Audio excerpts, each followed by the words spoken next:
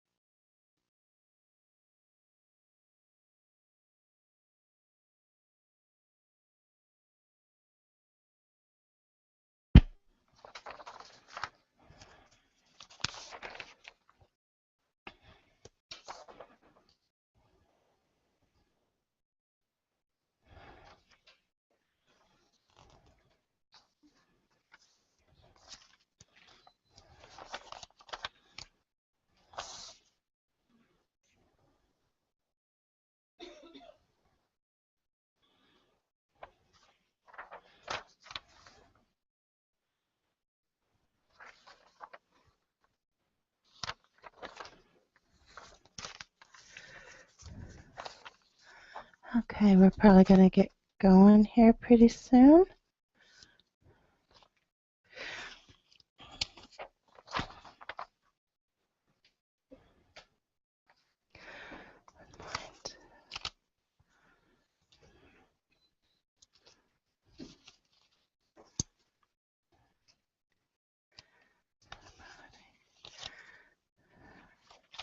Let me do a quick peek and make sure we don't have too many people still coming in.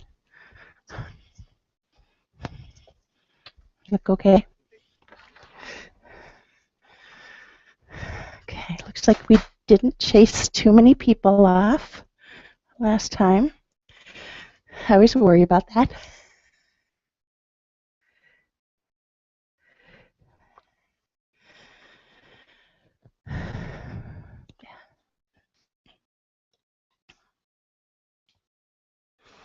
Okay, good evening, everybody. This is session 2 of Buddhism in a Nutshell, and how many people were not here last week? Wow, I did chase people off. This is a new group. Okay. Okay, how many people have, out of that group, how many people is this their first time at Kadampa Center? Well, welcome. Okay, there's a couple of newcomer booklets and information out there afterwards we can help you with if you'd like. How many people out of that first group, this is your first visit to a Buddhist center? Well, welcome, really. And congratulations for really stepping beyond your comfort zone, probably. It's a fun group, so you're fine. Okay. That's all right. All right. Here's what we're going to do tonight. We're going to do a brief review. So those of you that missed last week, you are fine. Okay. People really can come into this class anytime. It's really probably a little bit difficult maybe to come to the last class without the base, but the first couple of classes, because we do so much review on truly the basics that you're not going to be anywhere that you're not going to be able to catch up to real quick. Okay. We're going to do a brief review. We're going to go through a little bit of that history of Buddhism. We're going to go through a little bit more discussion, more detail on the role of the mind in Tibetan Buddhism. And we're going to go into more detailed discussion about the Four Noble Truths tonight. Okay, so that kind of gives you the overview for tonight. But the first thing that we're going to do, if the streaming isn't working, Chris, I'm okay with that. They don't need to see me. It's all right. We're all right. Okay, one of the things that we're going to do is we're going to go straight into a brief meditation. Okay, every class that we have now, we're going to start with a brief meditation. We're going to end with a brief meditation because that helps us to set our tone for the class. It kind of helps us to get our minds here. I don't know about you guys, but I had a crazy busy day, and it always just takes a few minutes to just settle in, become a little bit more present. So this is a way for us to just settle in, let go of all of the stresses of the day, and just be very present and allow yourselves to be present and just let go of everything else. You know, for the next hour and a half, this is what we're doing, and we've chosen to do it, so let's just give ourselves that time to do it and that permission. So if you remember, again, from a Tibetan Buddhist perspective, and especially here at Kadampa Center in our tradition, we start with a 7-point meditation posture. This is the #1 handout that was on the website. And we're going to go through this every time. And then once you start to learn it, it will start to feel a little bit more natural. So I'm going to continue to kind of read from this so that we can get this base. And then the more we do it, the more natural it will become.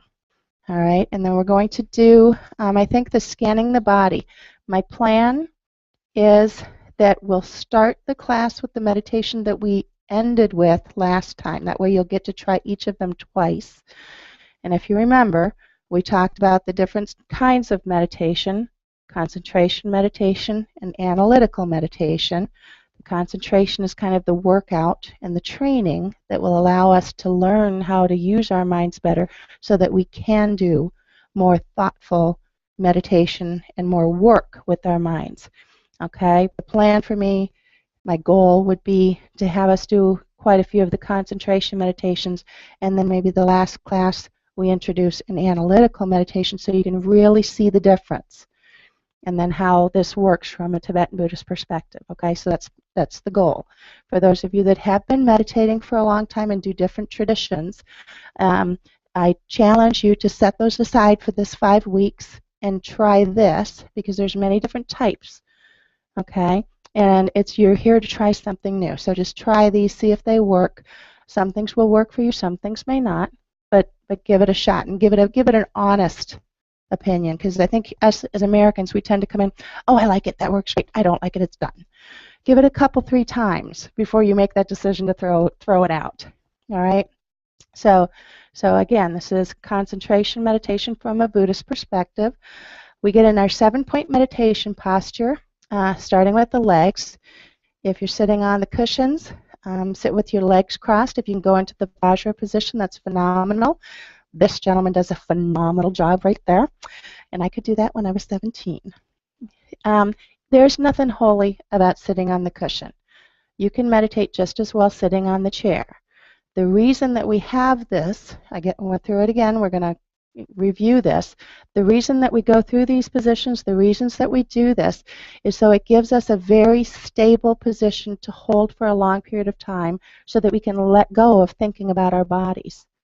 All right, so it's not because of ritual, it's not because of something spiritual, it is literally a very conventional base to sit so that we can hold this position for a long time. There's a reason that they've been doing it this way for 2,500 years. Okay, so we start with our legs. Legs crossed in the Vajra, the full lotus position. You can sit just cross-legged. You can sit in a chair. Again, if your feet don't reach the floor easily, get a cushion to put underneath your feet. You want to sit forward in the chair a little bit. All right, so legs very stable. Arms, your arms will be held loosely in your lap. In our tradition, we take our right hand, we put it on our left, we touch our thumbs together, and we tuck it just under our navel. Okay, and that allows us to keep the words akimbo, which is always an odd word to say, but it gets your arms out a little bit from your body, and that allows the airflow. Okay, so that allows the air to flow. You just relax a little bit. Your back is probably one of the most important parts. It should be held straight, not totally rigid. Don't get real stiff, but just go straight like your vertebrae is just stacked. All right, this helps your energy to flow. And you bring your shoulders back a little bit. Okay, and again, that's kind of that regal position. That opens your lungs up to breathe. All right. The eyes, in the beginning, it's probably easiest to keep them closed. But if you keep them closed, you need to be careful that you don't get too drowsy. If you keep them wide open, you're going to be distracted. So work on maybe just a slight opening and unfocused in front of you in that 3 or 4 feet in front of you, just down so that you're not quite distracted. If you need to close them, that's okay. We're just trying to open our minds and let it be a little bit easier. Your jaw and your mouth relaxed, teeth slightly apart, not clenched, your lips lightly touching. Your tongue should rest lightly on the roof of your mouth, on the upper palate, slightly like just behind the front teeth. Why? To help with the saliva. All right, your head should be slightly inclined forward. Again, it helps for your gaze. If you're up too high, your chin's too high, you're too distracted out here. If it's too low, you can fall asleep. So there's all these things. And again, one of those little tricks that I used in the past is pretend that there's a string at the top of the crown of your head pulling, and that just pulls your neck. It pulls your back up. It helps you just to sit up just a little bit. Okay. We're going to do the scanning the body. Focus your attention on your breathing and just breathe naturally. Become present in the moment and place where you are. Just focus the mind on the rising and falling of your shoulders and chest as you inhale and exhale gently. Allow your mind to settle and become calm and present and ready to engage in meditation. And we're going to set our motivation. We'd like to create an altruistic motivation for this meditation session.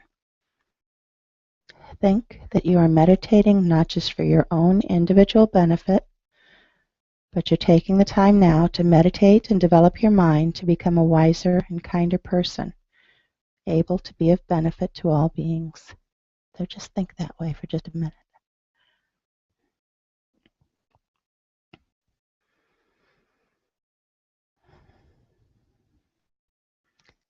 Focus your attention on your physical body. Find that most suitable sitting position, with your spine straight and erect, a position in which you can be aware and awake but not stiff or rigid. Focus your attention on the lowermost point of your body, where your body is in contact with the earth. Feel the substance and earthy character of your body. Concentrate for a moment on that contact, on the weight and substance of this physical form. Pay attention to the character of your mind, your consciousness while focusing here. Slowly and mindfully move your attention upward through your body. Pay close attention to every aspect of your body and your physical sensations. Note areas of tension and relax them. Note sensations of coolness or warmth. Note places where one part of your body is touching another. Slowly move upward through your legs and your hips, your hands and your lap. Note the curves of your body silhouette. Move upward your belly, your waist, the curves of your arms. Continue to move upward. The rising and falling of your chest with your breathing, the curves of your shoulders. Keep moving upward. Slowly, mindfully, pay special attention to your shoulders and neck and jaw. If there's tension there, relax those areas. Move still upward, the tilt of your head, until you reach the crown of your head. Allow your attention to rest at your crown for just a moment. Pay attention to the character of your mind, your consciousness while focusing here. Is your mind's character different while concentrating here than when you were focusing on the lowermost point of your body? What differences can you note?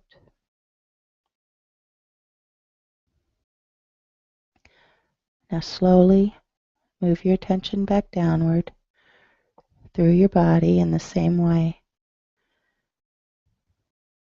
Move slowly, mindfully, noting everything about your body as you move your attention back down.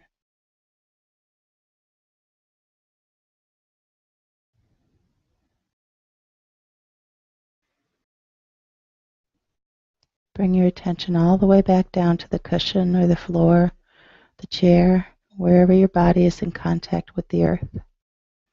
And again, focus your concentration at this point and note the character of your consciousness when focusing here.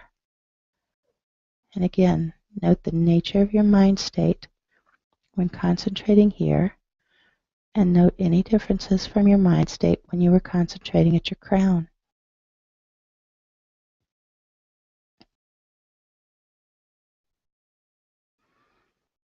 Okay, finally, dedicate your positive energy and insights to the well-being and happiness of all living beings.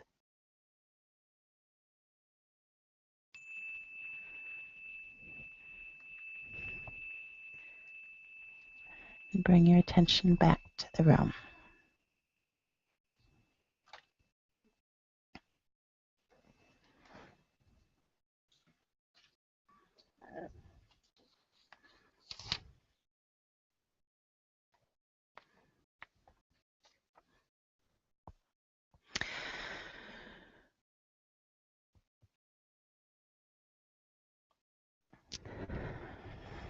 That always helps me.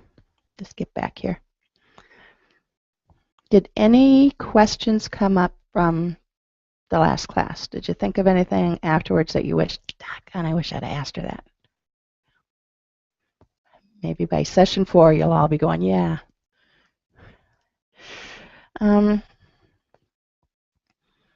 Okay, we're going to do a brief review, especially since we do have so many.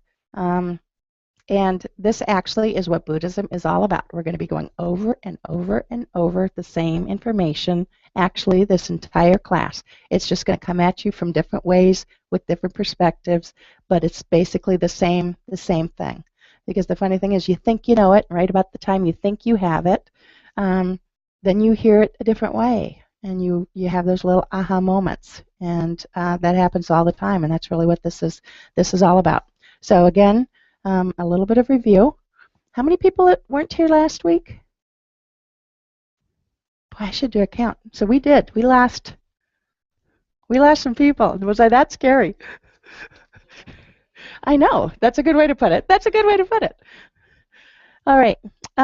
Again, this is Buddhism 101. So this is just basics. Buddhism in a nutshell. We're going to be skipping across the top of a lot of the basic concepts. We are not doing any deep diving here. All right. I think the last class that we had several practitioners, and in this class we actually have a lot of practitioners that are Kadampa Center members. Actually, Kadampa Center members that have been here for a long time, raise your hands, please. And you could put your hand way up there. So we have a lot of people here that can help answer questions. It would be nice toward the end of class. I always try to open this up for discussion and get people talking, and it's very helpful to hear things from other perspectives. And we have a lot of long time practitioners here that will have some very great perspectives. But I am going to challenge us to stay at the top. Okay, that's the purpose of this class. It's very easy to get way off tangent and start deep diving a little bit. We have other classes for those, and this is kind of a prep class and kind of a little teaser class for some of the phenomenal classes where you will have the time to really get into things. Like here, we're going to have 20 minutes, session 4, to cover karma. Okay, we have a whole 5-week session of an hour and a half each night where we can go in depth with those things with a lot more advanced leaders and teachers than I am. All right, so we're going to skip along the top, and I'm going to try to keep us there. All right, okay. The Buddha. Who was the Buddha? 2,600 years ago, the child was born to a king and queen in India, and they wanted to protect him because at the time he was born, they had basically a seer come in and do a reading, and this wise man, again, I don't think we have anything kind of like this, but they did a reading, and he said he's either going to be a great king or a great spiritual leader. Well, the king, of course, wanted him to follow in his footsteps. We all do that. Oh, I'm a doctor. I want my child to be a doctor. You know, that we all do that. Nothing different here. But he started to raise his son in this incredibly protective environment. I'm really going to make this a fast talk, so I'm missing a lot of things. He wanted to keep his child safe. He wanted to keep his child from seeing any of the negative and the awful things that are in everyday life, so he created this wonderful, safe cocoon of an environment where this young prince, Siddhartha Gautama, did not see death. He did not see sickness. He did not see people in pain. He did not see any suffering. And he was raised like this. He was a phenomenally bright child and young man, and he excelled in all of the different athletics that they had, all of the different arts, and he grew up in this wonderful castle where he just never saw anything ugly. You know, he never saw any of the suffering. I wish, you know, I've tried to do that with my children. I wish I could always do that with my children. All right. Then there came a time where the prince just decided, I need to see a little bit more. I want to understand what's going on. I want to see more, and he snuck out. I had 3 boys. They each did that. Snuck out one night with a couple of his friends, his servants, and they went out and explored the town and the countryside. And during that time, he saw 4 sights. They call it the 4 sights.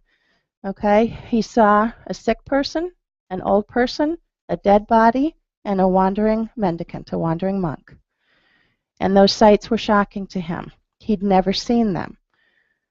And from that moment on, he changed. And he wanted to know more. He wanted to understand why. Why do people die? Why do people get sick?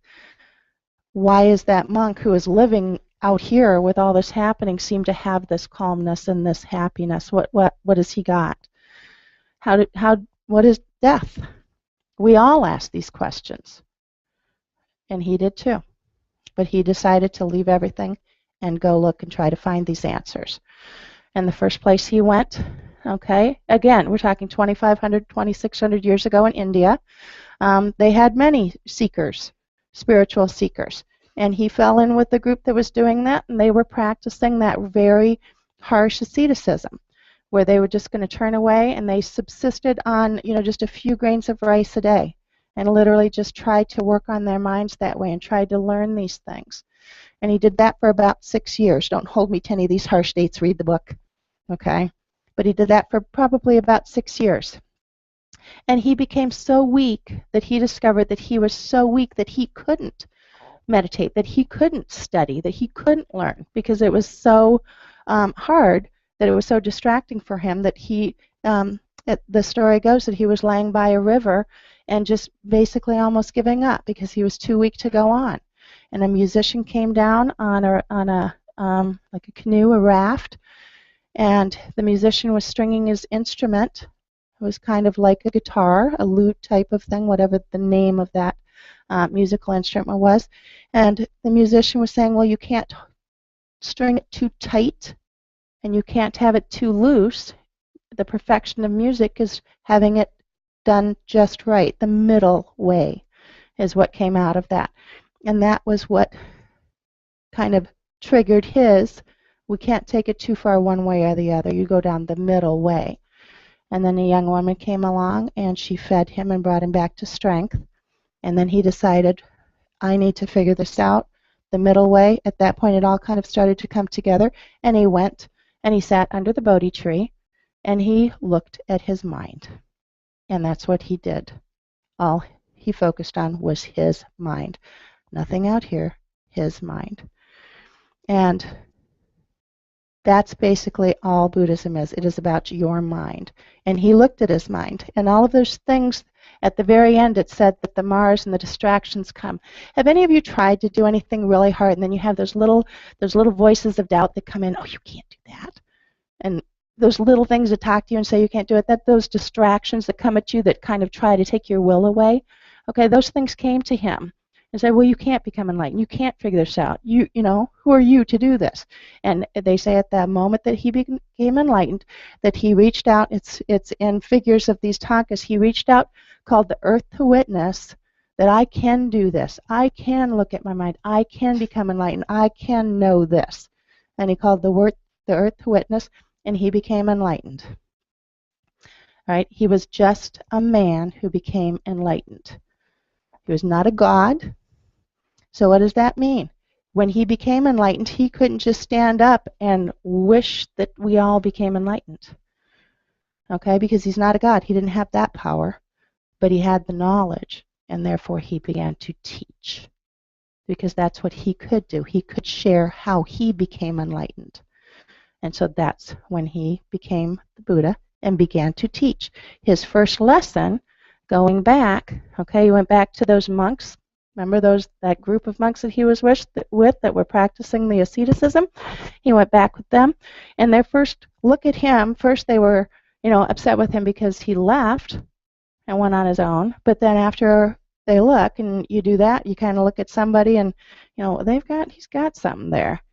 And they realized he's got something there, so they started to follow him and listen to him. And the first major teaching that he did was on the fourth noble truths at Sarnath.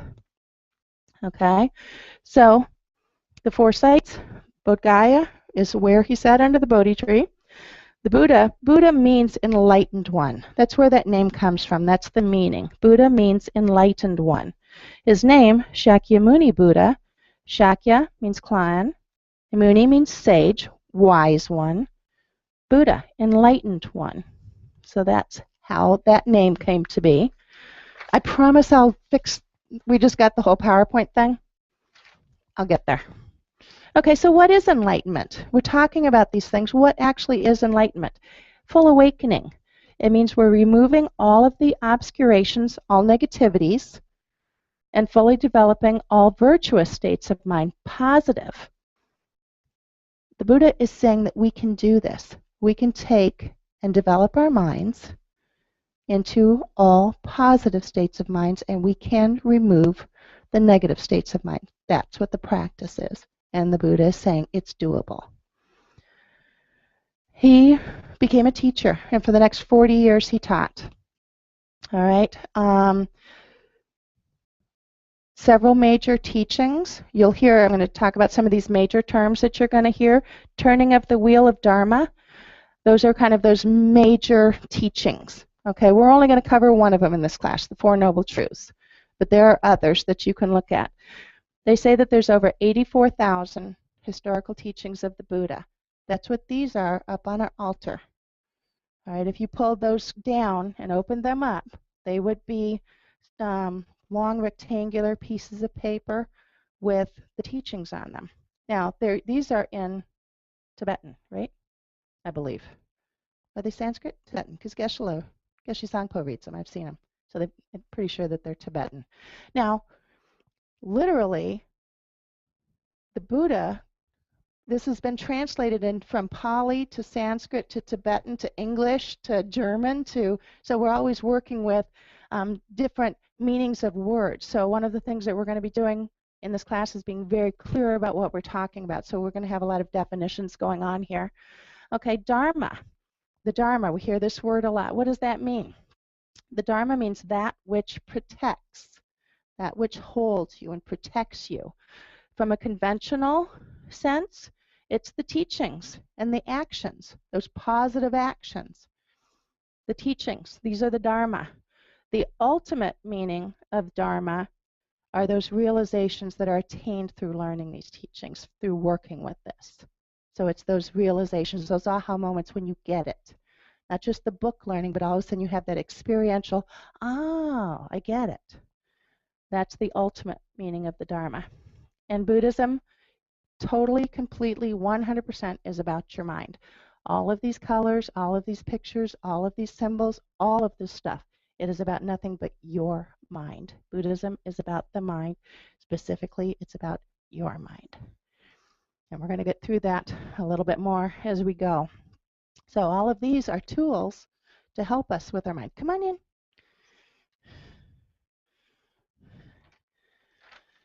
Okay, so it's spread. Buddhism spread. It's spread through India, Sri Lanka, Asia, Southeast Asia, China, Japan, Tibet.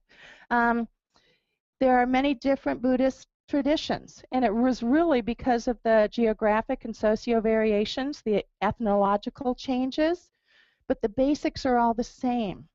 Okay, it spread all over the world, and things just kind of changed. And it changed a little bit in Japan because of the culture there. It changed a little bit in Tibet because of the culture there. But those are mostly cultural type things. The basics of Buddhism are the same. So whatever flavor of Buddhism that you're reading about, the core teachings are there.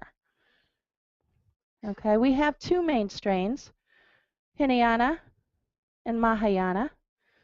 Again, they're very, very similar. Hinayana is more called the individual release from suffering, nirvana, reaching nirvana, personal release from suffering. The Mahayana is called the universal, and that's you not only reach nirvana, but you reach enlightenment. And we're going to talk about the differences there a little bit later. But again, the basics, it's just like learning to swim. You can't save somebody else unless you know how to swim. So one is not better than the other. We really study both. You need to have both. One is not better than the other. They're very similar, but there's some slight differences that just add a little bit more. I'm kind of flipping around the board here, but we're doing a review. Okay, in Tibetan Buddhism, there are 4 schools, 4 denominations. They're all found in the West: Shakya, Nyingma, Kagyu, and Gelugpa. Okay, we're a Gelugpa tradition. The Kadampa Center is in the Gelugpa tradition. We follow the tradition of the Dalai Lama.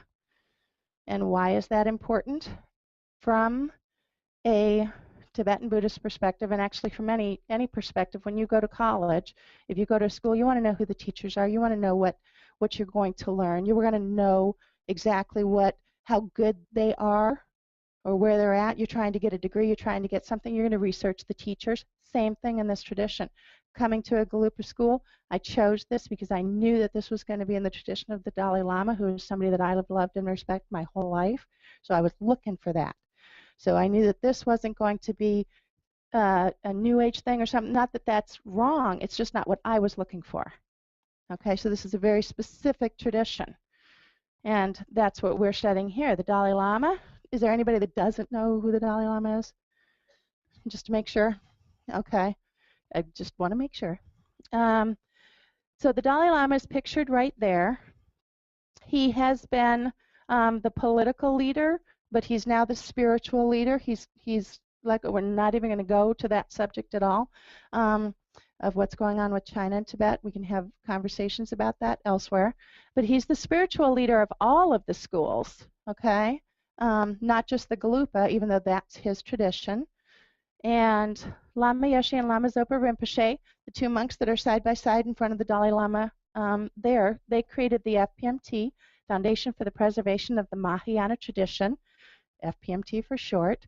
These are monks that way back in the day, in the 50s, when all of the hippies were going over to Tibet, all those movies came out and everybody wanted to, become enlightened, both medically and spiritually. They decided, you know what, if all of these Westerners are coming over here, we should go to them. We need to go to them. So they came over to the United States and they started traveling and they started teaching over here, and slowly it just started to grow. And all of a sudden, we've got 170, 180 centers worldwide that are part of the FPMT. Now, we don't get support from them. In fact, it goes the other way. We're helping them. But they help us to get the teachers. They help to go to the different monasteries where the Kopan or Sarah J, and they help to bring the teachers to us. We're very fortunate that we have two geshes. We have two Tibetan monks from India here. Okay, Geshe Gelik Choda and Geshe Sangpo. Geshe Palden Sangpo. Geshe Gelik, how many people have come on Sundays and seen Geshe-la? Okay, so some of you that haven't, he's traveling right now. He won't be back until December because he'll be doing travels and teaching. I'm telling you, come back. Come to a Sunday teaching and listen to Geshe-la, because that's one of the main reasons that we're coming to Kadampa Center. We are so fortunate to have a teacher of his qualities and his knowledge. Geshe is a title. It means that he has studied for many, many years in the monastery, and he is a very phenomenally well-read, well-known, very advanced teacher of Buddhism. So Geshe is the title, just like doctor, and not only is our Geshe Gelik a Geshe, he's a Larampa Geshe, which is kind of like summa cum laude, and he's the most humble person you would ever want to meet. But he is so far advanced, it's amazing. I'll spend any time that I can with him, so I really invite you all to come back when he's back in town. So Geshe Gelik Choda is our teacher. He's been here for 14 years. Geshe Palden Sangpo is his assistant. We also have 3 Western nuns here with us, and Venerable Kondo is one of ours. And that's amazingly fortunate. There are centers in the world that don't have any Sangha. That's our spiritual community, Sangha. Not only do we have 2 Tibetan monks, the real deal, I call them, we also have 3 Western nuns. Why does that work? Because when we come up to some kind of a cultural difference, I remember sitting in class one time and we were trying to explain to Geshe-la the problems we were having with our kids and their Nintendo games. And he totally didn't understand what we were talking about with the computer games because he never had seen that. So one of the Western nuns tried to explain it to him, and it became a whole teaching on computer games. But it does help sometimes, and it helps because it's one of the reasons that we're here for our spiritual studies. You're listening to me when you could be listening to them. All right? So I'm a good intro there. Kadampa Center, we are named the Kadampa Center. Kadampa means those who put the teachings of the Buddha into practice. So it's a very special name. Now, we have to be a little careful with that name because there's another group that calls himself Kadampa, the new Kadampa tradition. That's a completely separate group that doesn't follow the Dalai Lama. They have different teachings. So when you're doing your searches, because I've had that come up a couple of times, just make sure that you're over here with Kadampa Center in the Dalai Lama so that the information that you're getting is the same information that we're sharing here. But that's a very special name, those who actually take the practice, the teachings into our everyday practice. So Buddhism is about the mind. Everything is about your mind. Developing the positive states that lead to happiness, removing the negative states that cause suffering. What happens when you've done this? You're enlightened. Seriously, that's it. It sounds so easy, doesn't it? It should be. But to try to actually practice it, to try to actually do it, that's the practice. It really simply is that simple to say. That's it. But when we start talking about how hard it is to actually do it, that's when the fun is going to start. Okay? So what are we talking about when we're talking about our mind, just so we're all on the same page? From a Tibetan Buddhist perspective, the mind is not the brain. The brain is the physical part. Okay? The mind, from a Tibetan Buddhist perspective, is, we can use the word consciousness, same thing. It's non-physical. It's clear. So it's kind of like the clear sky or a clear lake. A mirror is a good thing. Nice analogy for it. And then the thoughts going through our mind, okay, those are like the clouds. The thoughts going through are like the reflections on the mirror. Does that make sense? Try to start thinking about that. We actually are going to do some meditations that are going to help bring that a little bit more to life. What else is the mind? It is aware. We talk about our senses. Sight, sound, smell, touch, taste, the five senses. Tibetan Buddhists have a sixth sense, mental awareness. Mental awareness is the sixth sense. That's the mind is aware. Its function is to know, and it has no beginning and no end. It is a continuous stream that is always changing. And we're going to talk about that a little bit later because that's going to bring us into the next class, I think, where we'll start talking about rebirth. Okay? So this is the job of the mind. This is the mind. And everything you see in this room and everything that we're going to talk about is about the mind. We're relating everything to the mind.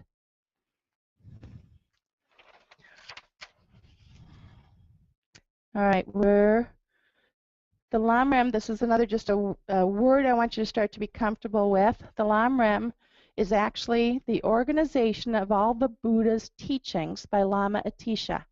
It is the original Buddhism for Dummies book. Okay? So all of these teachings, all of these things, for us to try to understand that in one lifetime is almost impossible. So way back, I'm not even sure how many hundreds of years ago, there was a monk that came from India and went to Tibet, and he really looked at everything, and he rewrote a commentary on this, and it's called the Lam Rem. Actually, Lama Tsongkhapa did it, and Lama Atisha did it later. I'm mucking this up. Atisha first, and then Lama Tsongkhapa. Okay, thank you. This is why you're here. There you go. Atisha. Right.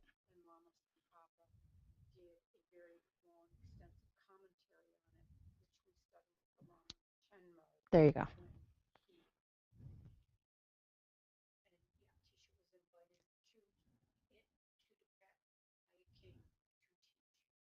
Okay. So what she said. And why is that important? Because these are the books that we're studying. This is the commentaries that we're studying. We really don't study the teaching so much as we study the commentaries. All right, because it helps us to put things a little bit more into perspective. But I just want you to become a little bit familiar with the name Lam Rem because you're going to hear it here at the center a lot. We actually have a class on Wednesday nights that's only about the Lam Rem where we're going through it page by page by page. And it's really taking the whole Buddhist path into a graduated path because it's, if you do A and you do B and you get to C, it is that path. We're going to talk about that a little bit here, but that's the path to Get rid of the negativities and bring up the positive. There's an actual roadmap to do this. Step-by-step instructions. All right, let's go over here. How much time do I have? I always have to watch this. Okay, the Four Noble Truths. How many have heard of this? The first noble truth, okay, we're going to go to one word right now, suffering. Again, I talked about the fact that words mean different things. Okay, when we as Americans, we think of suffering, what do you think of? What do you think of when I say suffering?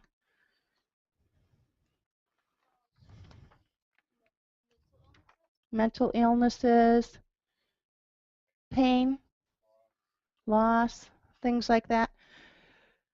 Okay, so we have all of these kind of things that we put on the words suffering, but the Buddhists have kind of, it means so much more. It means so much more. So I want to use the word dukkha, okay? Because what I want to kind of do, dukkha, we're going to use the word dukkha instead of suffering. Why? Because I want you to open up the concept mind here, okay? Dukkha instead of suffering. We'll talk about a little bit more deeply why. Because when we talk about suffering, we think about pain. We think about these things. So let's break down the types of suffering that we've got. Okay? So this is, we're going to go here. Okay, suffering of pain.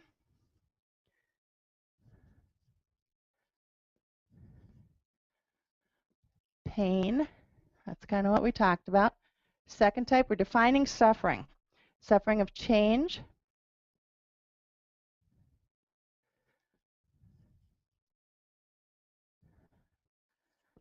Okay? And pervasive suffering.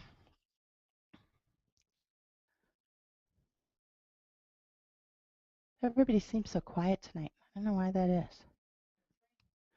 No train. That is one. That's true. We haven't had a train all night. Yeah, that's very true. Okay. Suffering of pain. This is just the suffering that when we think of suffering, when Americans think of suffering, that's number one. That's what we think of. Sickness, death, hurt. You know, you break your leg, you break your arm. That's kind of what we think of pain. Sure, mental illness, things like that. That's what we think of as pain. That's what Americans normally think of as suffering. It's just that one. Suffering of change. We suffer in ways that we don't even understand. And part of what we're going to talk about is defining the suffering so you can actually see it. Suffering of change. I wanted that new car so bad I could taste it. I got my new car and I love it. And all of a sudden, boom, that new car just got hit, scratched, bent up. I'm not so happy with my new car. We think that we have this permanent happiness that came with that car. I just got a new job. I just got my job. I'm so happy with it. You have it for about a year and then your boss changes and boom, things change. You don't like this boss, you don't like your job anymore, right?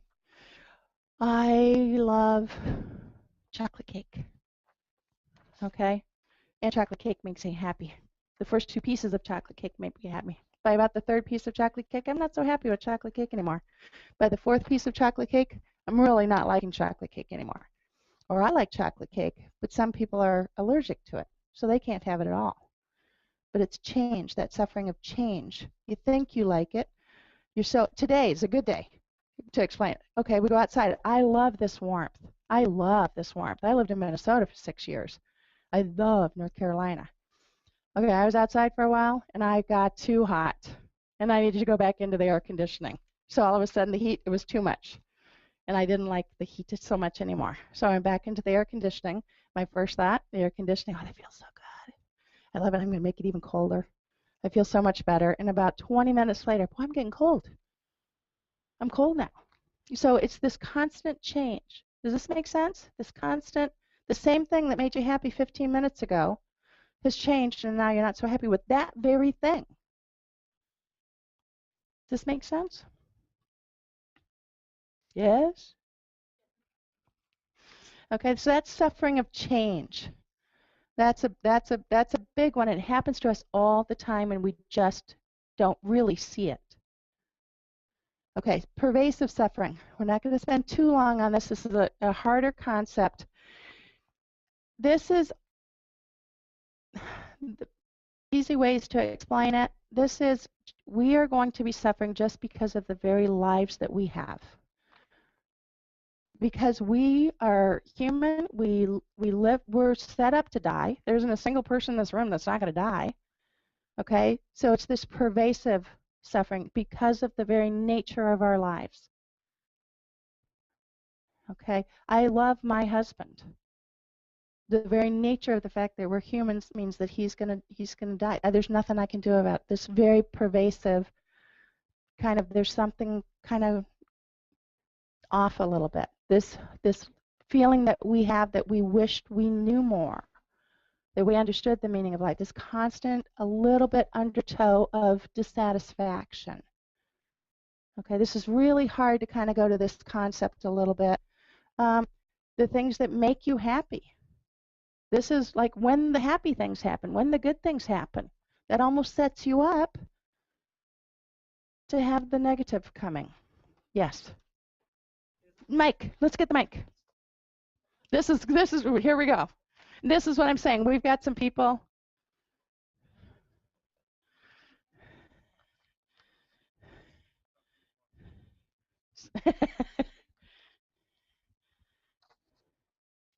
Is this on? Can you hear Yes. me? Okay. Yep, it's directional. Isn't change an inherent part of life? So wouldn't that be a part of this pervasive? It is. Okay. It kind of brings a little bit together. Okay. Yeah. There isn't like a hard line many times in between. It's not so much dependent, but like I said, there's some things, yeah, because of this life that we live and the impermanence. So impermanence, there's another Buddhist word. We're going to talk about that in more detail. But so you see all of these things that we're talking about suffering here. This is why all of this, think about this as being dukkha. Because suffering, from our terminology, we just think of pain. But suffering is all of this. Now, if we could figure out how to make all of this go away, wouldn't that be awesome? That's what this is about. Now, when you're all learning about Buddhism, didn't y'all hear someplace along the line, oh, Buddhists are so depressing, all they talk about is suffering? Didn't you hear that one? I did. It's the opposite. It's exactly the opposite. Yeah, we talk about it because then we learn how to identify it so we can get rid of it. So it's the exact opposite. This is actually about the most joyful thing I've ever been doing. Those Buddhist monks I'm talking about, Geshe-la, Geshe-sangpo, 5 minutes with them. You are just happy. I want what they want. It's that Harry Met Sally movie. I want some of that. Seriously, they're so joyful because they've figured so much of this out. Okay, so we talk about suffering so that we can identify it, because once you identify it, you can start working to get rid of it. It really is that easy. Now I say it that easy, but now here's the practice. Okay, so we're sitting here and we're talking. Let's keep going because I'll get sidetracked. It'll come up again. All right. So the first one, we need to admit that we're sick. It's like going to the doctor. So if you can identify you are sick, this is admitting here's the stuff going wrong. This is what's making me sick. Okay? We'll start identifying some of these things. And then you need to figure out what's causing it. Okay, so what's causing the suffering? What colors are you guys seeing best back there? Black?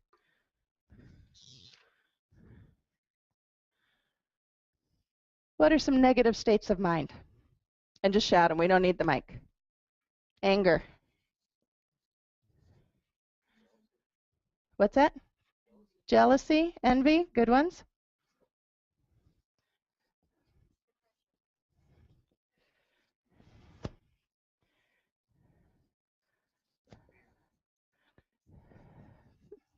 I missed one. Jealousy. Somebody said something I missed. Envy. Yeah, same thing. Close. Yeah, it's good.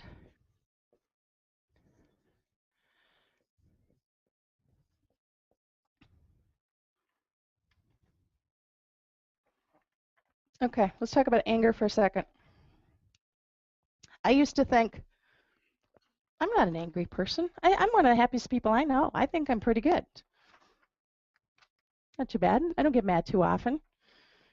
Then I learned that what are the stages of anger? Okay? Because anger, very seldom do you go boom right to anger, right? What are those stages? The first one, impatience. Impatience. Okay?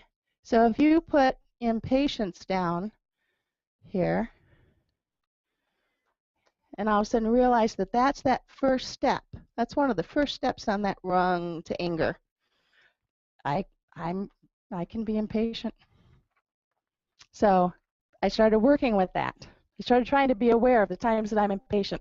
I'm impatient when that red light comes up, man. In fact, when that yellow's there, I'm thinking, go. And then if I got to stop, there. I'm impatient with that light. I'm impatient when I go and I have to stand in line and wait. Okay, the DMV, I was just there the other day. Line, wait. Okay, so those are those things that make me impatient. I've got many, but let's just use those for right now. So now all of a sudden I'm working, I'm practicing. I'm going to be this good little Buddhist. This is years ago, and I'm going to practice this. And I'm going to practice, okay, what is the antidote to impatience and anger? Okay, what is the antidote to anger? The antidote is patience. All right, so I'm going to start practicing patience. I'm going to start working on this, and I'm going to go, okay, when that red light comes up, that gives me the opportunity that I can take that little break for the next 2 minutes. I can say some of my prayers. I can say some of my mantras. I can do something. I can think wonderful things about my family and children. I'll take this as a positive moment and do something with it. This is a practice I've been doing for about 3 years now, and it's hilariously fun. I've got one now where I'm trying to get through the mantra before the light changes because I've got a really long one. So now I'm actually changed. Oh, it doesn't change yet. Let me get through this. So it's these things, but try, I challenge you to pick something that, whether it's standing in line or something like that, that does it, and try to find a little thing that would change your mind about this. But that's one of those things that I actually started working on to help me see the impatience that I had with different things. So I started simple. I started with red lights. Okay. Now they seriously, I promise you, do not bother me as much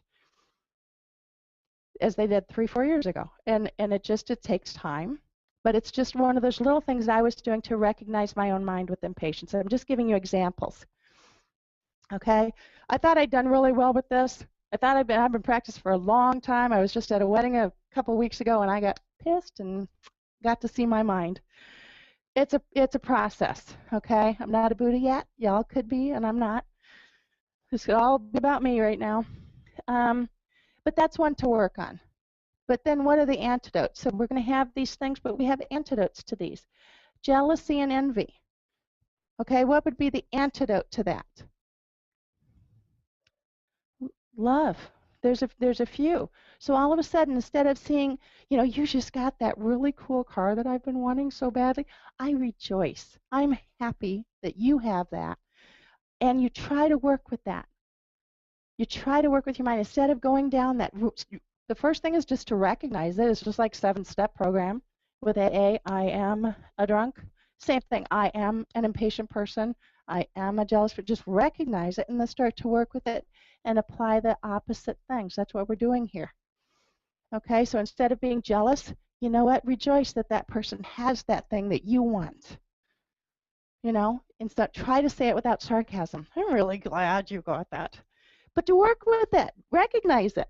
This is about you. This is about your mind. So start to recognize your mind. Self-pity. Okay, now that's a tough one. We're going to be a little careful with that. And why? You cannot truly be compassionate with somebody else until you're compassionate with yourself first. So be very careful with labeling yourself with self-pity and things like that. Give yourself a break. Cut yourself some slack. You cannot be compassionate and loving with another person until you are with yourself. So be a little careful with that one. All right? Because you cut yourself some slack. Learn to be compassionate with yourself. Just like the swimmer, you can't save another swimmer until you know how to swim. You can't truly show compassion until you can show it to yourself. Greed, easy one. Antidote for that. Generosity. Okay? That actually is one of the reasons, it's one of the practices that we have here is water bowls. That's the practice of generosity. From a Buddhist perspective, generosity is being able to give without regret. Okay, to be able to give without that, oh, you know, sure you want it to pinch a little bit so that you know that you mean it, okay, that you're really actually truly being generous, but you want to be able to give without regret. So we practice with water because that's something that we can freely give, and we imagine different things with that water, but it's a practice. Okay, it's a beautiful practice about giving and generosity. So greed, that's be generous. Wonderful antidote. Depression. Okay, that's another one of those, cut yourself some slack here, but happiness, you know, depression, you know, you need to find out what that is and why that is. So that's actually may not be a negative that we're thinking that's icky like anger. We need to figure out what's going on there so we can help. Not so much stop it, help it. So just turn that thing. Fear can be a good thing. Fear doesn't necessarily be a negative. If there was a bear chasing me down the woods, I'd be afraid, and that's going to help me to run faster. So fear not necessarily is a, you know, but so define it. Break it down even further. You know, fear that you came here 2 times in the parking lot, a little afraid to come in. Okay, but then wow, look at here you are. So, but sometimes fear is not a bad thing. But a lot of times fear is the actual basis for a lot of anger, because it's mostly fear of the unknown. Usually what we're afraid of is something that we don't know. Usually. Okay, so it's just thinking about those. So what would the antidote to some of that would be? Knowledge. So some of that. Impatience, we've talked about, that's anger. Okay, hatred. Antidote to hatred. Love. Yeah, that one's. So let's go through there are 6 root afflictions. Okay, so I just wanted you to understand this. Now let's talk about these 6 root afflictions. I'm going to get rid of this. So that, and remember these words, because they're going to kind of come up again here with a few twists on it. And those of you guys that have been here for a while, anytime you want to chime in, go ahead. Okay, so 6 root afflictions. Oh, Tibetan Buddhists, we like lists. There's lists. There's 6 of these, there's 84 of those, there's 29 of these, there's 10 of these, 12 of these, 52 of those, and the list will break down into other lists. So if you like lists, you like organization, this is for you. Okay. 6 root afflictions. So everything, afflictions. Everything's going to kind of come off of these. Okay, ignorance, anger, attachment. This is a big word, attachment. We're going to get into that. Pride. We didn't talk about that as a negative thought. Doubt. And wrong view. Just about all of those negative things that we talked about just a few minutes ago fall in here, don't they? Okay, we didn't do pride. All right, what would be, first of all, what is pride? That's kind of holding ourselves up at the cost of somebody else, right? Not so much confidence, but superiority, so pride. So what is the antidote to pride? Humility. Okay, so most of you have seen people come in and they do prostrations. Prostrations are the practice of humility. All right, we're humbling ourselves to the teachings. We're not, I still remember that one too. I'm not going to bow down. I'm an American. I remember thinking that way. I don't bow down. Attitude. I even had the head sway to it. Okay, we don't do that here in America. Well, when you start thinking about it, we are just humbling ourselves to the teachings. We're not bowing down to false gods. Some of these other um, perspectives might be. We are humbling ourselves before the teachings. And when we do the prostrations, it is actually a very beautiful practice. It's an amazing practice. All right. Every time that we enter the Gampa, you will see people. I did my prostrations before, because I come early. So every time I step into a Gampa, every time I step into the spiritual place, I do that. And it's a humbling of myself to the teachings. And it's a beautiful practice. And when you start to think about it like that, again, everything's a practice. And this is about my mind. My practice is about my mind. Each of you have your own practice. And your mind's going to be slightly different than mine. So if you have more anger issues than impatience, because I'm not angry, I'm just impatient, okay, you figure out your mind and you learn to work with your mind. These are the tools that will help you to do it, but you figure it out. Okay, so doubt. Let's see, ignorance. Ignorance is just not knowing. You just don't know. But we have the ability to know. So we've got the opportunity to know. So we do that. Anger we've talked about. Attachment. What is attachment?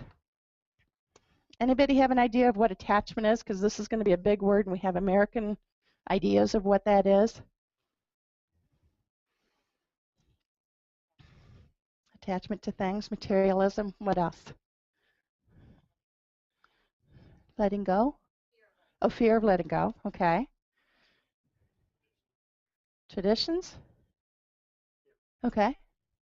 Yes. Attachment to people.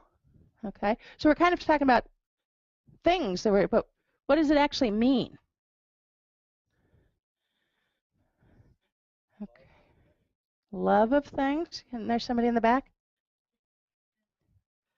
Fixation on an outcome. That's a good. I haven't heard that one. Okay.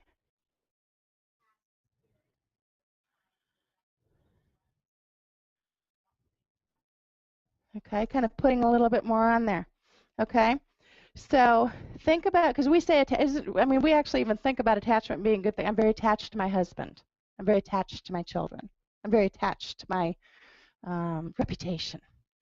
So attachment is taking and blowing way out of proportion the reality and putting part of you in there. Okay.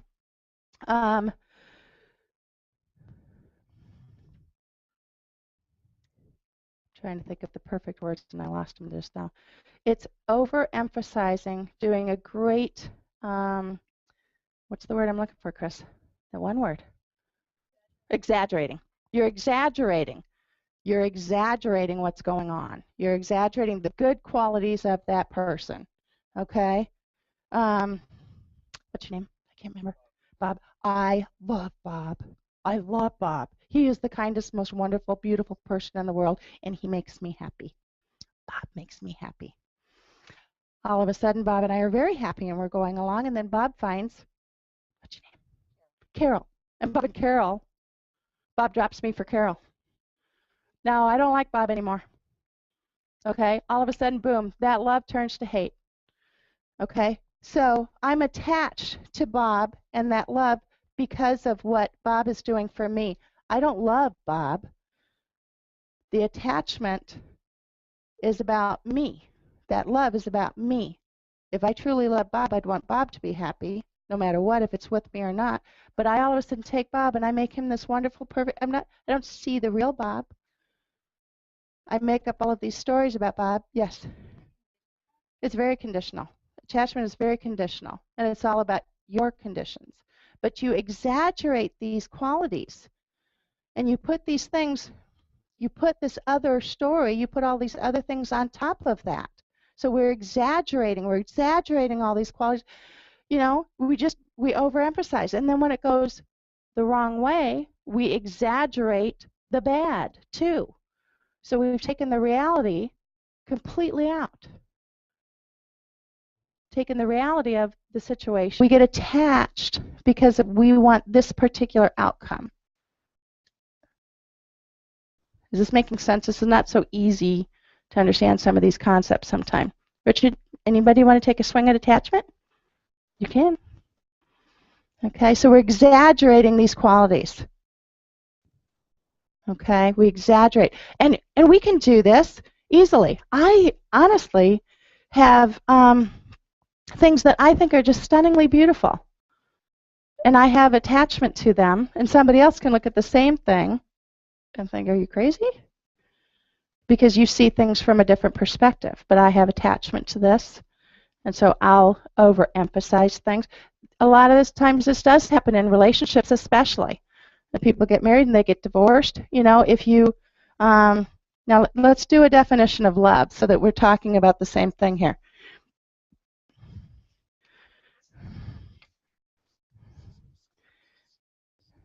Okay, what's a definition of love that we can work with as we continue this class and we talk about this stuff? What's a definition of love? Respect.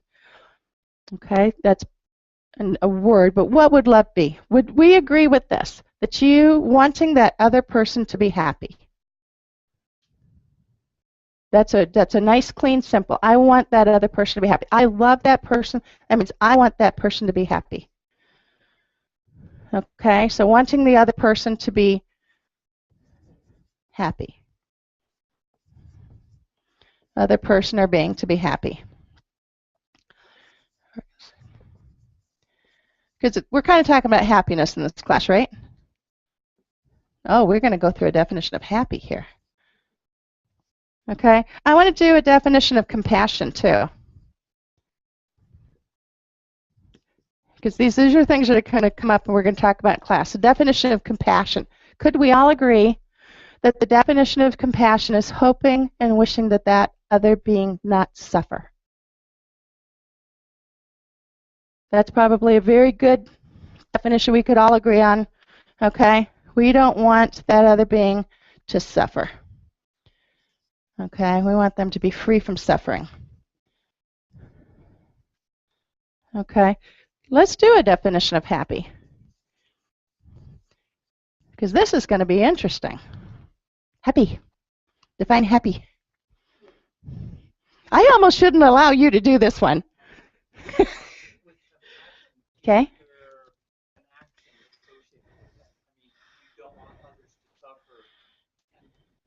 Oh, you're cutting ahead. There is. But that's, so not in compassion, but in bodhicitta. We're going to get there. But yes. And Tara actually is love in action, so we're going to talk about that. Okay? She is the Buddha of love in action. Okay? So we've got love, wanting the other person or being to be happy. We're going to talk about this compassion, wanting that other being or person to not suffer. Okay? Now let's go there. From a Tibetan Buddhist perspective, from a Buddhist perspective, we're not only talking about people here. Okay? We're not only talking about people and animals here. We're talking about all sentient beings.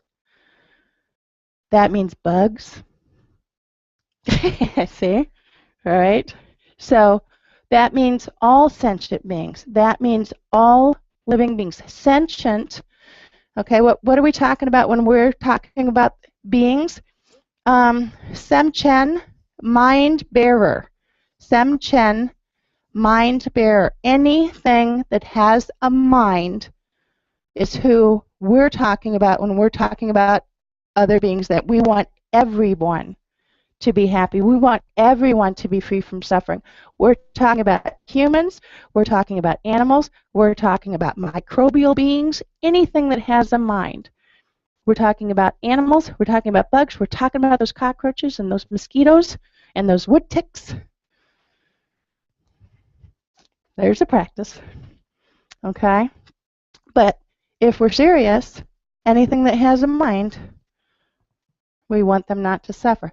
Would you agree that every single person in this room, the only thing that we all really want is to be happy? There isn't a single person that says, I don't want to be happy. It kind of levels the playing field.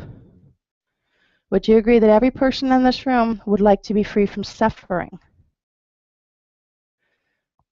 You could probably easily say that everybody on the planet, everybody, would just like to be happy and free from suffering. It's not so hard to understand that description when we look at it with these. Their notions of love and compassion, they're trying to do it their way. We may not agree with their way, but that's what they're trying to do. Okay, happy. Where am I? 809. Okay. How far am I? Okay, we're okay. Okay, happy. Definition of happiness. And I'm not going to let any competent people answer that one yet. Acceptance. Okay, happy. Acceptance.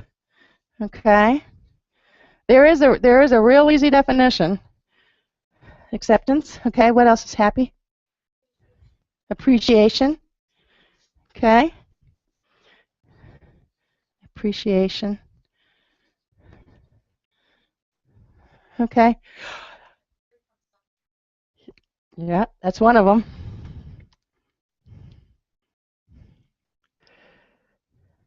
It really is. That's really part of it. We tend to, from an American point of view, we tend to mix pleasure and happiness are synonymous to us, and that's really not right. And I do it. I say it. We say it in everyday talk. Oh, that makes me happy. That's pleasurable. That massage makes me happy. It felt good. Visiting with my family made me happy. That's pleasure. So if we define things, and we're trying to come at a definition because if we have a definition, we can work with it, right? Okay, so freedom from suffering. Freedom from suffering. If we were free from suffering, if we were free from all of these things, if we were free from all of these things, all of these negative things, sounds kind of happy to me. Yeah? Does it? Why? Okay. It's okay. Okay. So what's the other side of that then? There you go. So let's go back to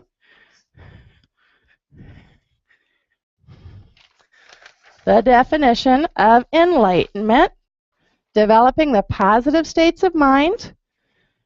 That leads to happiness, and removing the negative states of mind, those cause suffering, and that's enlightenment. So increasing the positive. We've gotten rid of the negative. Now we increase and develop the positive states of mind, and that's happiness. And that's enlightenment. It does sound so easy, doesn't it?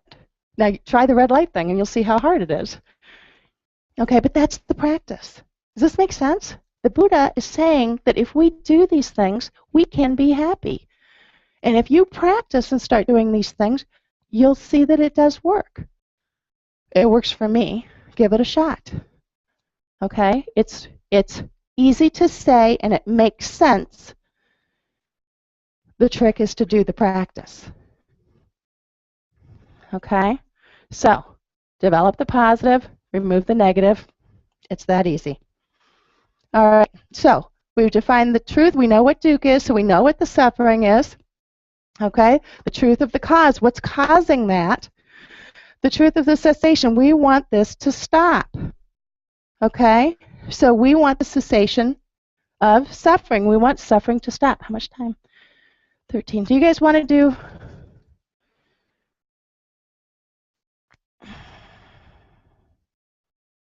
We still want to do a meditation at the end, right? I'm going to stop here for a second. Okay, what questions do you guys have? We're right here. We're right here. Okay. What questions? I want to make sure that we, yes, ma'am. Yep. I'm totally forgetting the mic. Okay, now I will open up. We've got like 6 Kadampa Center members that have been studying for a long time, not just me. So I noticed that the definition of love is conspicuously absent of the idea of self-sacrifice. Is that deliberate? Where does self-sacrifice fall in Okay, positive, negative? I want you to say that again, carefully and slower. Okay. So the way you define love is interesting to me because it does not include the idea of self-sacrifice. And I'm wondering, does that fall more onto the positive or the negative state of mind? My first question is why does there have to be a sacrifice there? That's my first question. I just want to make sure. I don't think there does. I just find it interesting because every religious tradition I had ever grown up as a part of, that had been a big element. And I think it's a flawed element, but I just wonder, where does it fall in Buddhism? All right. I've got a couple of answers, but I want to see if anybody else wants to take a swing at it before I do. There. Let's go here. This is Kondola. Venerable Kondo. We say the la. Let's see how badly I can mess this up. What I would invite you to think about is love wanting other people to be happy. It is, but it's directional. Okay, thank you. Sorry. And so wanting other people to be happy to such a degree that we would be willing to delay something that we wanted at the moment for that other person to experience happiness. For example, if you have kids, you found a pair of shoes you really liked, and your kid needs shoes for school, but you get your child the shoes for school. But what I would suggest about that is that there's nothing wrong with having the shoes for yourself. That would make me temporarily happy. I like a nice new pair of shoes. Okay, but buying shoes for my child and seeing them go off to school in their new shoes not only makes me happy at that moment, it's a happiness that just doesn't fade. So it kind of has a reality to it, a realness to it that never goes away. I can't tell you about shoes I bought 10 years ago, but I can tell you still with great joy about a shopping trip with a little kid who wasn't used to having anything. But that meant choosing to not have something for myself. So I know in other religions they talk about self-sacrifice, but what I think enables so many of the practitioners in the great religions to do that is that the giving up for the benefit of others brings them a happiness that is a little bit different than the chocolate cake. Yep, it's a byproduct. And I don't know if that addresses your question at all. It does. The one thing I'm going to add to that, because I think that it does, the difference is that the way that you're talking about it is it's a listing of you must do this, you must do this, you must be self-sacrificing, you must do this. Self-sacrificing is almost a byproduct of what we do because of love. So when you are there, it is not a sacrifice.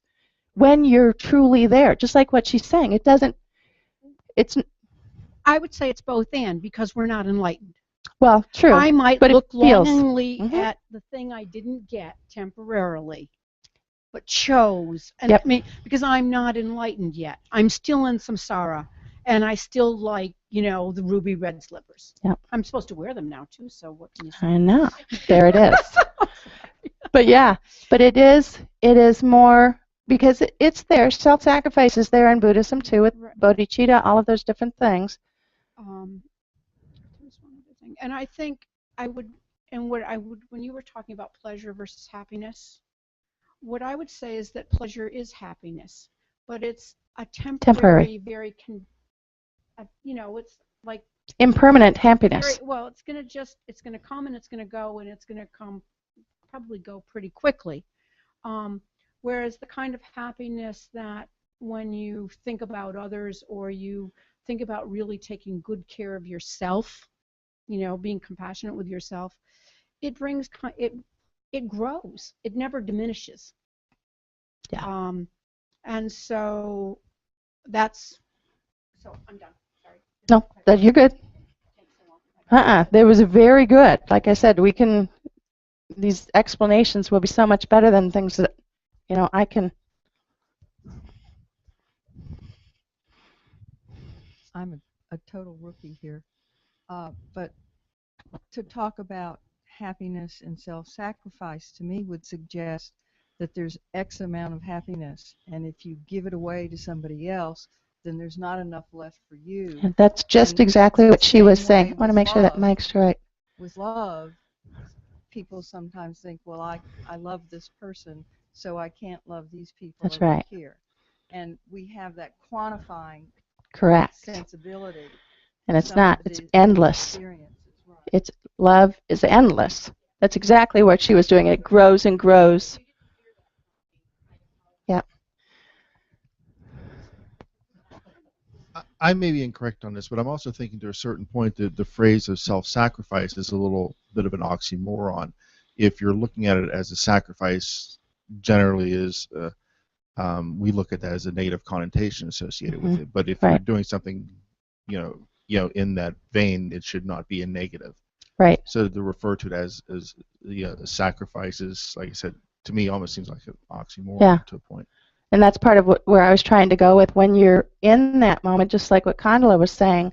You know, it's not a sacrifice to do things for the people that we love at all, really.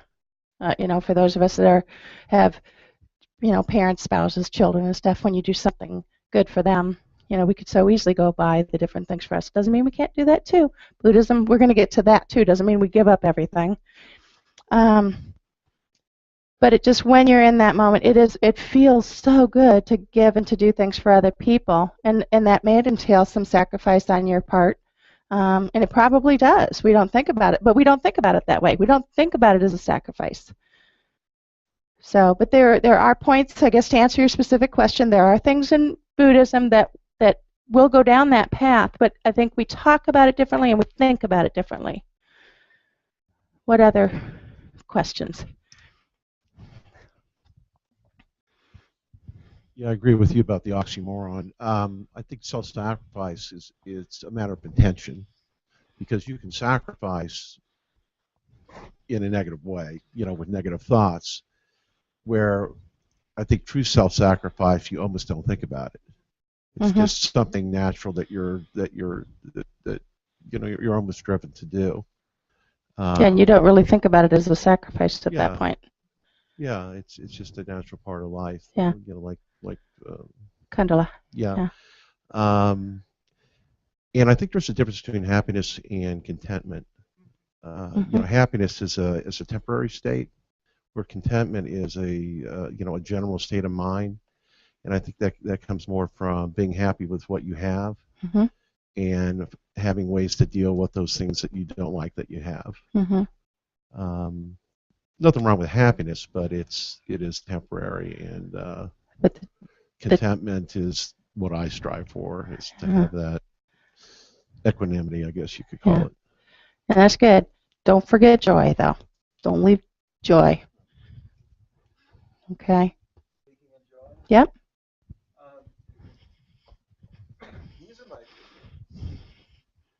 I find joy in change a lot of times. I think it's just adaptation, sort of evolving with situations. So I'm having trouble with the concept of the suffering of change. That's I don't get it. You can feel free. I'm not sure I can answer it, but I see where you're coming from. For example, being on the beach and watching the waves roll in. That gives me contentment, pleasure, happy, I mean, Mm-hmm. but and it's just constant change.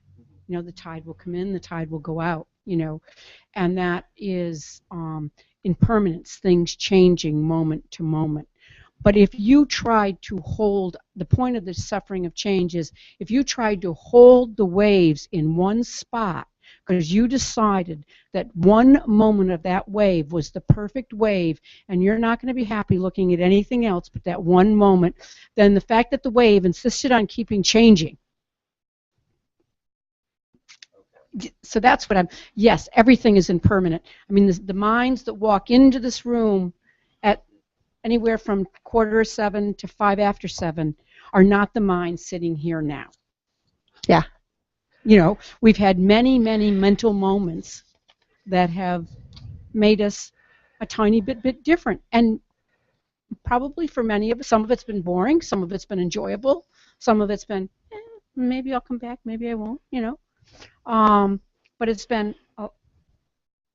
a lot of change. And so I don't know if that addresses your... You're right before it's resisting change that really causes suffering. If you accept change, then... Yeah, and that the suffering is going to, and the change is going to, it is going to happen. We are going to get old, and you can either try to do it with a little bit of grace or annoy yourself and others. We're gonna stop now and do a meditation, much as I love. Next time I'll stop earlier so we can have more discussion, because this is where the real learning will come. Okay, as we get more and more away from just the factual stuff that we need to do and get into more of the conceptual stuff we want to talk about. Okay, so the next we're going to do another meditation, but next class we will talk more about what it means to be a Buddhist. We'll get into karma. We'll finish this. So we'll get into more discussion type and concept things. You just needed to have a basis of some of the factual information, and now we can get into more of the conceptual. So that's what we're going to do next time. So for now, we're going to go into another meditation. So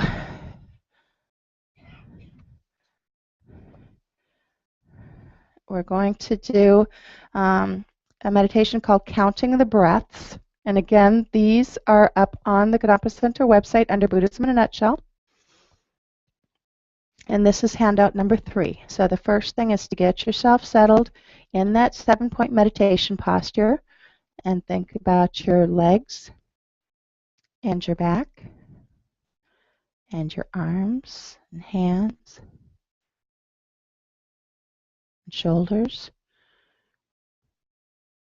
and neck and eyes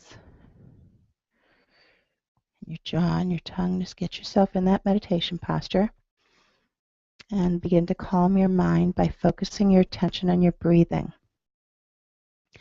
Just breathe naturally and focus your mind on the rising and falling of your shoulders and chest as you inhale and exhale gently. Allow your mind to settle and become calm and present and ready to engage in meditation. And again, we're going to create an altruistic motivation for the meditation session. Think that you are meditating not just for your own individual benefit, but you're taking the time now to meditate and develop your mind to become a wiser and kinder person, able to be of benefit to all beings. Start by focusing your attention at the opening of your nostrils. Pay attention to the very subtle sensation as you breathe in and out through your nose. You can feel certain sensations as the air passes. As the small hairs move, cooler sensation as you inhale, warmer as you exhale. Don't follow the air into your body or out into the surrounding environment. Just place your attention on the sensations associated with the breath at the opening of your nostrils. And your job is to keep your attention firmly placed on those sensations only.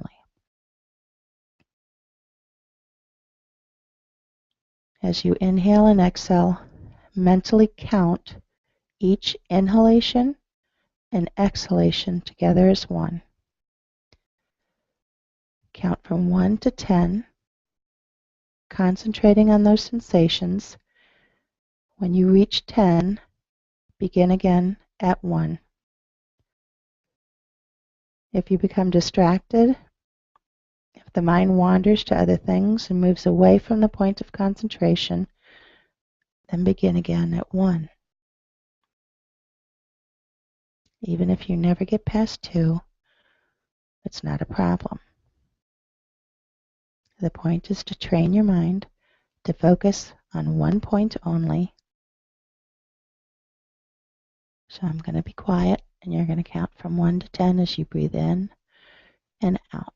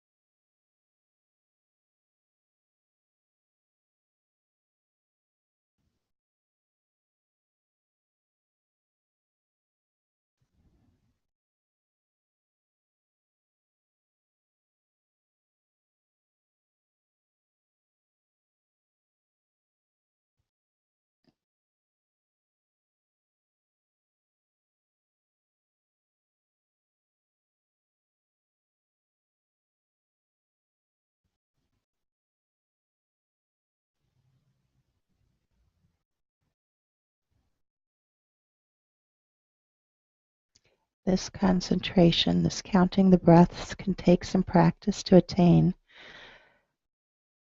And once you start attaining some of that mastery over the technique, then you can try reaching 10 and counting backwards from 10 to 1, and then from 1 to 10. There's several different ways to do this particular meditation. But for now, we're going to dedicate all that positive energy and insights to the well-being and happiness of all living beings.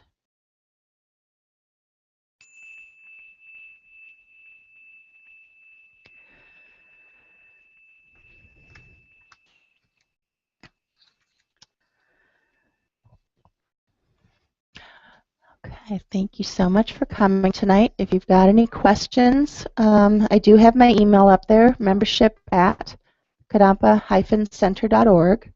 You can go to the website. The handouts are there for these different meditations. The other handouts for the class are there, so feel free to read ahead a little bit if you'd like to. And again, we're going to have, normally this class runs 5 consecutive Tuesdays, but on the 23rd, I believe it is, there's going to be a special puja here. Okay, the puja is a prayer meeting. So we're going to skip that night, and the last class of Buddhism in a nutshell will be the following week. So make sure you're checking your calendars. Now, you are more than welcome to come to this prayer meeting. I'm not going to be in town, otherwise I'd be here. But this puja is a beautiful prayer gathering. All right, and usually they are done partly in English and partly in Tibetan. It just depends on who's the chant master and how they do it, but it's a beautiful prayer gathering. And one of the stories that I was told to explain a puja is, you know how you've got that whisk broom and you're sweeping the dirt? Well, if you had just had a couple of those whisks and tried to move the dirt, you wouldn't get very far. But if you gather whisks, make a broom, you can really move dirt. And it's just like that with the voices. Many voices raised in the same prayer really makes a difference, and you can feel it. It's a beautiful. The first few times that I came to pujas years ago, I didn't really get it. After a while, I just kept coming because I will try several times before I make a decision. And then after a while, when I started understanding a little bit more, when I started actually hearing what they were saying instead of just trying to kind of keep up, all of a sudden the beauty of it will come. It's not for everybody, but you're free to come. So you're more than welcome to come to that. Everything at Kadampa Center is done for free. We are an entirely generosity-based organization, and we don't charge any dues or fees for classes or anything. And we hope that if you find something a benefit, that you help us keep the lights on and pay the mortgage for the building and the air conditioning in the summer and the heat in the winter. We have donation boxes both in the back as you leave and also in the front lobby area. We do have the Buddhism in a Nutshell books. They did come in, so any of you that are interested in those books, they're out there, and I can help you at the bookstore register if you'd like. And if you've got any questions, please let me know. And thank you so much for coming. I appreciate it, and hopefully we'll see you next week. Okay, thank you. Okay.